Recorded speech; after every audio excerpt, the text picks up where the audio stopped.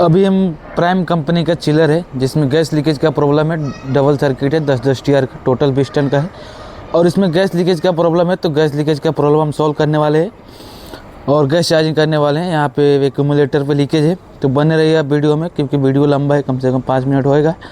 तो शुरू से लेकर अंत तक कैसे रिपेयर करते हैं, कैसे गैस चार्जिंग करते हैं, आपको पता चलेगा। बने रहिए वीडियो में।